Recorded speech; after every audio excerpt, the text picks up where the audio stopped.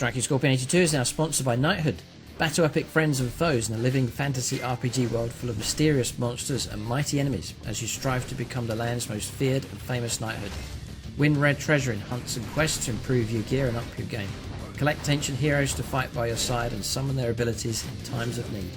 Fully customise your member of the knighthood, join a guild, fight epic battles and win glory in the PvP arena. Free to download and play, link in the video description below, and when you download the game it helps support the channel. Thanks and enjoy the game.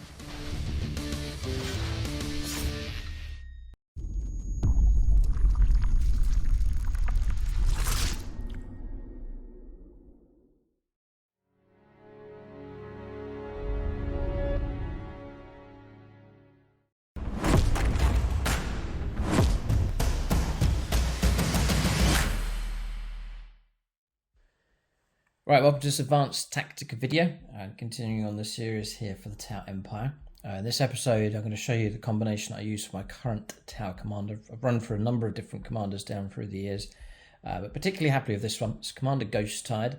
So in this video I'll give you the full lowdown.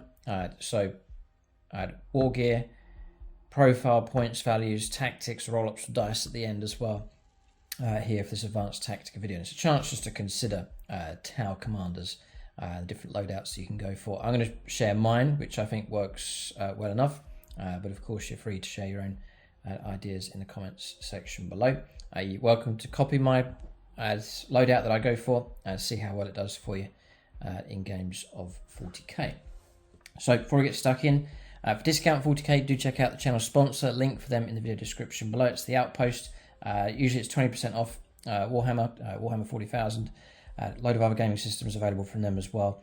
And if you use the link that's in the video description below, it's no cost to yourself, but that unique link then does help support the channel if you're able to use that link. So link for that in the video description below. So for the Tau Empire, I rate commanders, and the model is fantastic, sort of head and shoulders above your regular Crisis Battlesuit team members. I'll bring the model in that I'm currently running. So it's this one here, Commander Ghosttide.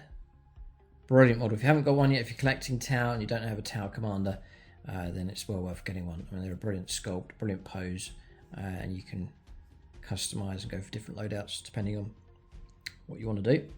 And as per usual with the Tau, this is one of the units that's very flexible. There's different types of commanders to go for, different weapon options, upgrades, war gear, relics, all the traits and so on. So there's massive diversity of these. You really can customize and build your own commander. But there's Commander Ghosttide, who's led the Tau well enough so far. So we'll bring him up here in the book. So I'm not going to go through, you can check out the Codex review for the Tau. I'm not going to go through all the commander options. But you basically have three. If you need a bit more speed, you've got the commander in the Cold Star Battlesuit, 14-inch move with him. So it's the same kit, but you just build it out to one of these three. He's got the extra fins at the back and on the arms there, and that's the quicker jumping commander. So it's definitely an option. 14-inch move is amazingly fast. Then you've got your regular Crisis Battlesuit commander. So he sort of sits somewhere in the middle, but movement 10, so he's quick enough. So then like your commander in the Cold Star Battlesuit, I don't know, you get 7 wounds with him. A regular Crisis Battlesuit commander is 6 wounds. You're going to pay difference in points. But the one that I'm set on at the moment, a number of people have tried to shift me off this. You need to get off the Enforcer Battlesuit and take one of the others. But I've stuck with this, and it's definitely helped in games. And we'll sort of explain that as we go along. So it's the commander in the Enforcer Battlesuit. So with that one, you are going to slow down. You're going to drop to 8-inch move, which I still think is fast enough anyway. 8-inch move, weapon skill 3+, ballistic skill 2+. And that's one of the crucial parts, is to make as much use of that 2-up to hit as possible. Strength 5, toughness 5, 7 wounds, plenty of wounds of these things, 4 attacks, leadership 10, and a 2-up save. So you get a 2-up armor save with him, 3-up with the commander, and a 3-up with the Cold Star. So I'm immediately liking the idea of the 2-up armor save. So this one is more durable. and it's paid off multiple times so far by taking the Enforcer Battlesuits. You sacrifice a little bit of speed, but you gain just that extra bit of toughness. So the 2-up armor save has proved useful enough. And there's another aspect of him. What I'm going to do is bring up points values first of all, just so that you can compare. Now, Tau Commander is like one of your sort of iconic HQ choices for your Tau army. I've gone through a number of them. Commander Pinpoint I used to have was one of the others. Shadow Strike I think was another commander on the channel. So the starting points cost of the Cold Star Battlesuit is 110. Just the more recent points adjustments went up by 10 points. A commander for a Crisis Battlesuit is 100. And then the Enforcer is 120, so you are paying more. But again, I think it's worth it. So the 2-up armor save, that's good. But down here, Hardened Armor. Each time an attack is allocated to this unit's Enforcer Battlesuit commander model, subtract 1 for the damage characteristic of that attack. So I had a game recently, 8 wounds. It was damage 2, 4 of them came through. That would have been 8 damage dead commander. But because I'd taken the Enforcer, it dropped to 4 wounds and it kept him alive. And so, you know, 9th edition is quite grisly now. Units are getting stuck in, and Tau can suffer, will suffer in close combat. And so you've got to anticipate the fact your commander may well get called out in close combat, how they're going to survive. And so -1 damage has proved to be very, very useful indeed at keeping him alive. So you get 2-up armor save, -1 damage, and you're just starting to create a bit of durability. We're going to try and enhance that with this commander, with the war gear or loadout option I've got for this combination. So what I'm trying to go for with him is, well, he's going to do multi-function type unit. So he's going to support other units with buffs and bonuses, and also some other stuff going on, which we'll show you. I want him to be dangerous with his firepower, so you're going to see that loadout as well. And I also want to add durability. I want this commander to survive. It's disheartening for the Tau if the commander gets taken out. So to cope and survive in those harsher close quarter environments, I've gone for the Enforcer Battlesuit this time around. So we'll move on to, what you got here is you've got Man to Strike, so you can deep strike him in. Increasingly, I'm just keeping him on the table to have him in action straight away. Hardened Armor, Master of War. Whilst a friendly accept core units within 6 inches of this Enforcer's Battlesuit commander, each time a core unit that unit makes an attack, it reroll hit rolls of 1. Particularly useful for shooting. So now if you've got a Crisis Battlesuit team, which I usually hang around with him, they're a core choice. So now he's going to grant reroll hit rolls to them. Reroll hit rolls of 1, which is very, very useful. And if you combine it with like a Marker Light hit, now you've got a Crisis Battlesuit team hitting on 3s, rerolling 1s, which is very, very reliable firepower. He's also got Resolute Firebase. In your command phase, you can select on friendly Crisis core unit within 9 inches of the commander model to the start of your next command phase. That unit gains objective secured. So yeah, that could help you out, perhaps in a particular situation. So that's not too bad, an extra bonus just there. But that's some of the buffs that he can do. I would point out now for Tau, they can fire their shooting weapons in close combat, as long as it's not a blast weapon. So that's something to bear in mind. We'll talk about that a bit later on as well, how you can make use of that. So I think what we'll do is we'll talk about the weapon loadout for him. So my loadout, which I've run a number of times, and again people said you need to change it, but I've stuck with it and it's proved very, very useful. So it's the commander in the Enforcer Battlesuit. I take Fusion Blasters on him, and you pay 15 points for the first one, 20 points for the second one, 25 points for the third, and I do take a fourth, so I have to pay an extra 25 points for that as well. I believe that's the way it works out. So, yeah, that you get penalised a bit for taking the same weapon, but I still think it's very much worth it. Now, there's all sorts of combinations you can go for with firepower these. You can save points by just taking like one of each weapon, but I've really found that the quad fusion blaster really is worth taking and worth paying the points, because remember, you've got a 2-up ballistic skill, this guy. So I believe that works out at 85 points to take the quadruple fusion blasters. So you're looking at 205 points. For that, that is a decent enough investment.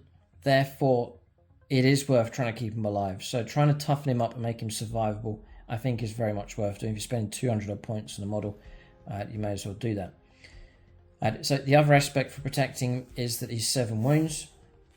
So he can shelter and be shielded behind friendly units, behind a crisis battlesuit team or behind a vehicle. And so you can use that, make use of that to help protect and keep him alive as well. So he's got a number of good things going to keep him alive on battlefield.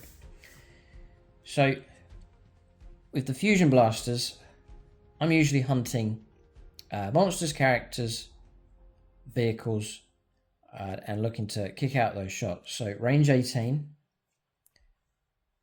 here, assault 1, strength 8 minus 4 d6 damage. If you do get within short range, which is 9 inches, then it's going to be d6 plus 2 damage.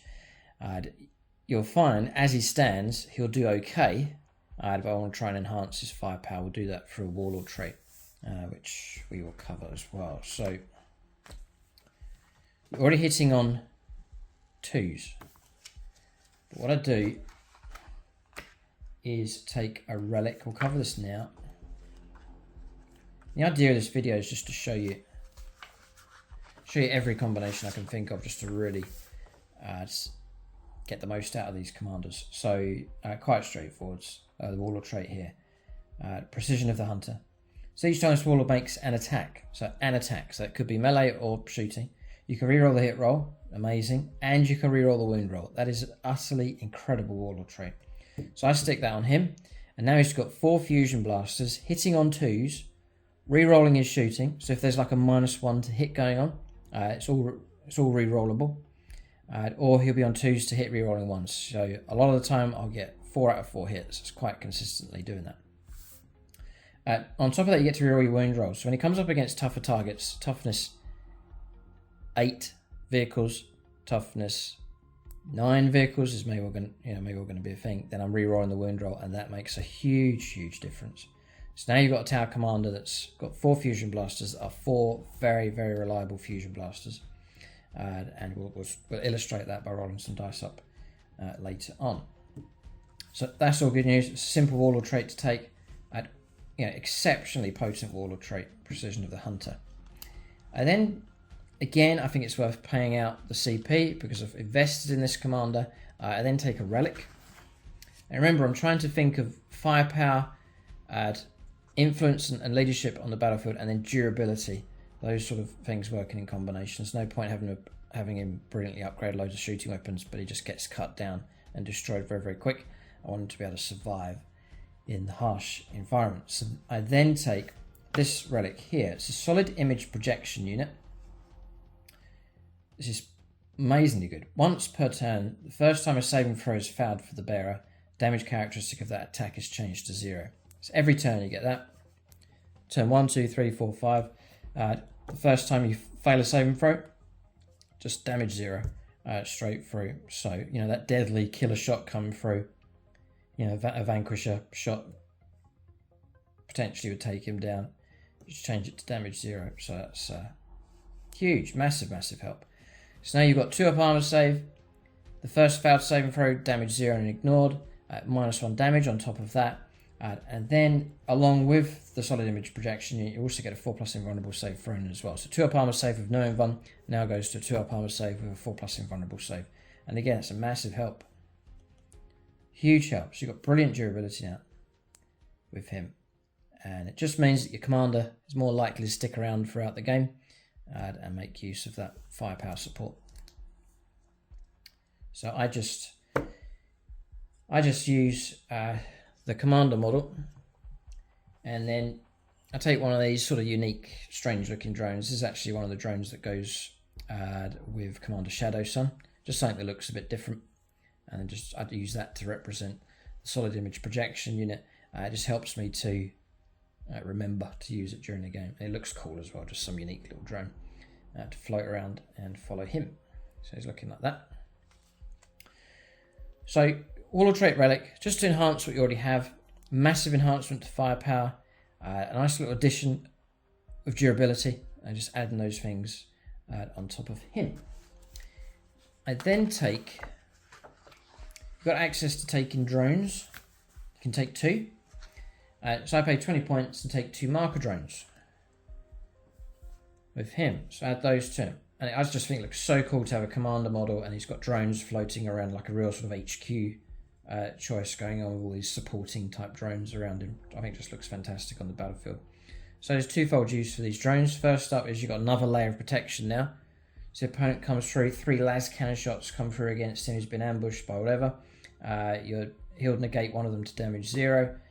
These drones here can absorb damage coming through. If he's already taken wounds, you can use the 1 CP save your protocols and let a drone intervene to absorb damage coming in against him. So a layer of protection. And then also you've now got tactical support going on with the marker drones. The drones can move around with him and then still use their marker lighting ability as long as he doesn't advance. Then you can support himself, but he's not really, shouldn't need it with his 2-up. But the main reason for taking those is to support other units. It's like a crisis battlesuit team, for example, hang around with them. There'll be marker drones with him, and they'll mark light up a target. 2 chances needing a 3. You should do it, get at least 1. That means that your crisis battlesuit team is then going to get that crucial 3-up to hit for ballistic skill. So a bit of tactical use and aid and help other units. You know, if he's, for example, you've got crisis battlesuit team here, they're protecting him.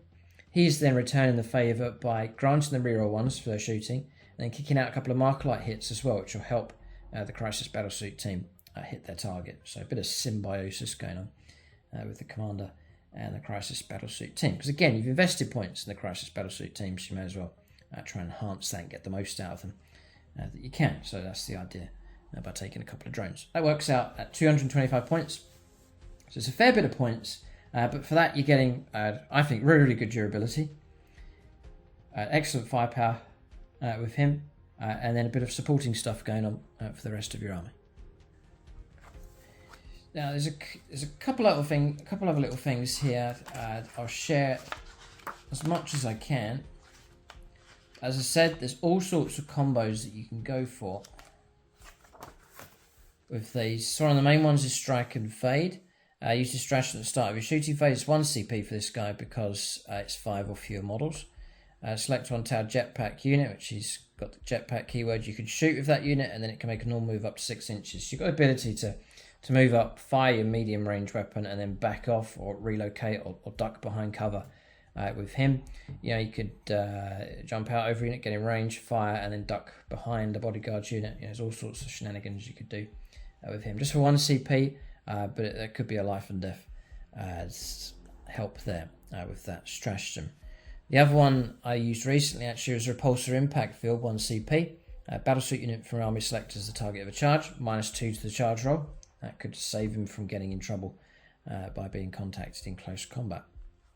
I found also another option is not to panic too much. If he gets charged, bear in mind you've got Overwatch, 4 shots with fusion blasters rerollable, you know, hunting for 6s, which is doable. And if you do get those hits, then you're rerolling your wounds. So he's got a bit of a sting on Overwatch. Then if you're contacted in close combat, taking all these extra bits of durability, so 2-up armor save, 4-up invuln save, -1 damage, change the first failed save to damage 0, a couple of drones that can intervene. He's got a fair chance of surviving pretty good in close combat. And if he survives comfortably enough, yes, he has the option to jump out, or if you fancy it, stay in close combat and just let rip with your fusion blasters and try and gun the target down whilst in close combat. You can do that now with the battlesuit keywords. You stay in combat, don't panic, survive the opponent charging in. It comes around to your turn, stay in close combat, and use the fusion blasters just to blow the opposing target away. If it's a character fighting you or a vehicle, you may well find that he has the potential to do it. Remember, you're rerolling hit rolls, rerolling the wounds, so that damage really could come through.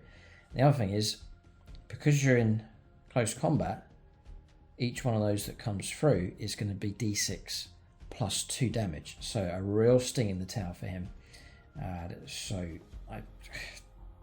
is very, very potent, I think. So don't panic getting caught out in close combat, because he's been built to be durable. He can survive and then fire on the next turn.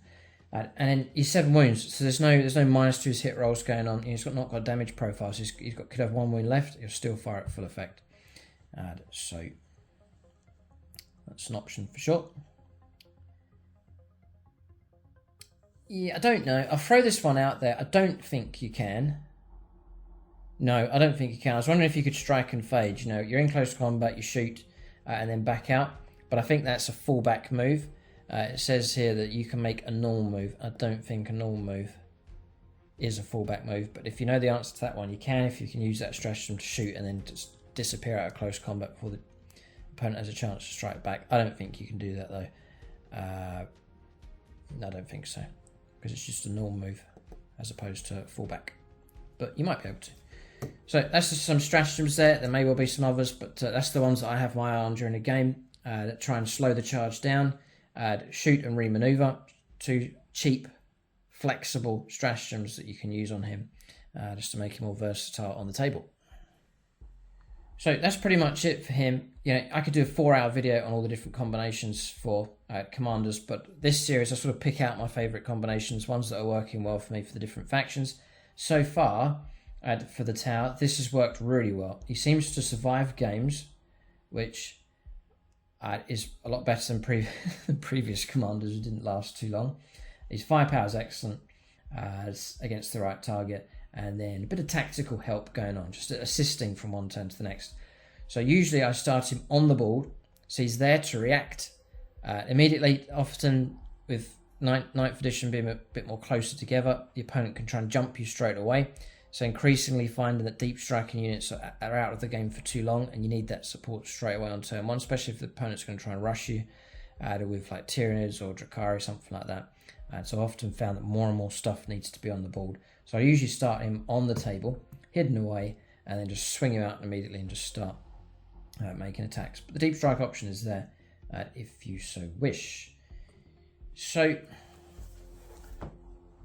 just do a few examples. I mean, say that's just a standard tank, just toughness 7, 3 up save, 11 wounds. So I would fancy him taking that on. So at normal range 18. I don't need to use marker lights on it, he's already hitting on 2s. So 4 shots lean 2, just to illustrate this for you. So they've all hit. It's nice, reliable stuff. Toughness 7, so 3s to wound. So they've all wounded. So 46 damage. 10, 14 wounds. So he's just popped the equivalent of a hammerhead there, quite casually. You could move in closer. Armor Bane sort of range now. So there's a couple of 1s, we'll reroll those. 2s to hit, it's fantastic. So got my hits. 3s to wound, and this is exactly where the Warlord trait helps out. So I've got 2 failures there. I'm going to reroll them in 3s.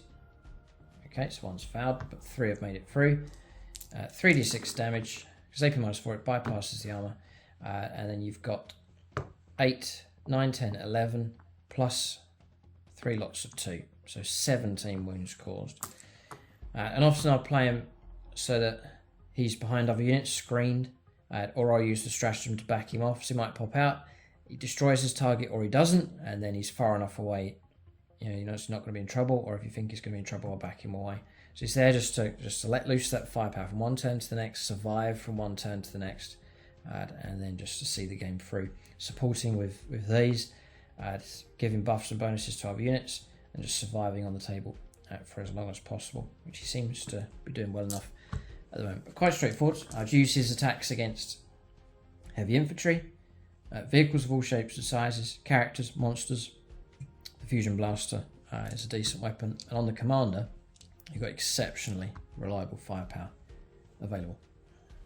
And I guess the great thing about it is that reliability is built into him. I don't have to, he's not dependent on stratagems or buffs coming in from somewhere else. His exceptionally reliable firepower is pre-built into him through the war gear options and loadouts and relics and so on that you've gone for, and the Warlord trait.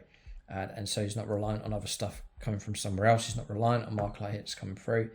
He's not reliant on stratagems draining your CP. He's just there with very, very reliable firepower every turn of the game. So well worth trying to keep him alive. So if you watch the Tower battle reports with this commander, you'll see him getting stuck in, but if I'm being sensible and playing right, you'll see him where it's been done in a measured, sensible way, because I want him to survive from one turn to the next. So you'll see aggression, but it'll be a measured approach, not sticking him out where the opponent will bring him down. But if and when he does get caught out, then often you'll see there is that durability element with him, that he will survive and live to fight another day. That's the video. Keep a lookout for more advanced Tactica videos on the channel. Plans to do the Tower, other factions hopefully on the way. Just some of my favourite loadouts and combinations. Do leave your own comments in the comments section below. Do you think my loadout is good or not? You're welcome to try it. What is your favourite Tower Commander loadout? I'd love to hear of the different types and options that you can go for. And then Tower players, there'll be experienced players, they can leave their comments. If you're new to collecting Tower or you're struggling at the moment using Tower, then check out the comment section, see what other people are saying, and by all means copy this combination and let us know how you're getting on. So link in the video description below for discount 40k from the Outpost. You can check them out, use that link and help support the channel. If you want more Striking Scorpion 82 content, including exclusive battle reports, then you can join us over on channel membership. Link for that in the video description below as well. Thanks for watching and tune in next time.